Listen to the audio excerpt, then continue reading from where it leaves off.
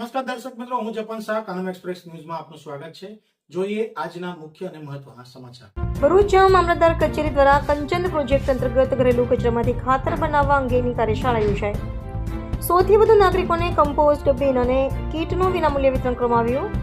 પર્યાવરણ જાળવણી અને વેસ્ટ ટુ બેસ્ટના અભિગમને સાર્થક કરવાના ઉદ્દેશ હેતુ સાથે જિલ્લા વહીવટીતંત્રના ઉપક્રમે મામલતદાર કચેરી ભરૂચ ખાતે પ્રોજેક્ટ કંચન અંતર્ગત એક વિશેષ કાર્યશાળાનું આયોજન કરવામાં આવ્યું હતું. મામલતદાર શ્રી ભરૂચના માર્ગદર્શન હેઠળ યોજાયેલા કાર્યક્રમમાં ઘરેલું ભીના કચરામાંથી જૈવિક ખાતર બનાવવાની પદ્ધતિ અંગે વિસ્તૃત સમજ આપવામાં આવી હતી.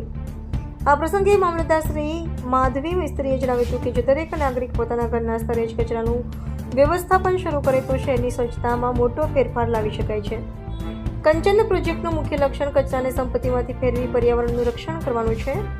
નાગરિકોને રસોડાના કચરાને ફેંકી દેવાને બદલે તેનો ઉપયોગ કરીને ઉત્તમ પ્રકારનું ખાતર કેવી રીતે બની શકાય તે અંગે પ્રત્યક્ષ નિદર્શન આપવામાં આવ્યું હતું. તેમજ પ્રોજેક્ટ કંચનને પ્રોત્સાહન આપવા માટે હાજર રહેલા નાગરિકોને 100 થી વધુ કમ્પોસ્ટ બિન તથા કમ્પોસ્ટિંગ કીટનું વિતરણ કરવામાં આવ્યું હતું. આ કાર્યશાળામાં ઇનરવિલ ક્લબ ઓફ ભરૂચ તથા મોમ્સ ઓફ ભરૂચ જેવી અગ્રણી સામાજિક સંસ્થાઓના પ્રતિનિધિઓ, વિવિધ વિભાગના અધિકારીશ્રીઓ, સામાજિક કાર્યકરો અને મોટી સંખ્યામાં ભરૂચના જાગૃત નાગરિકો ઉપસ્થિત રહ્યા હતા.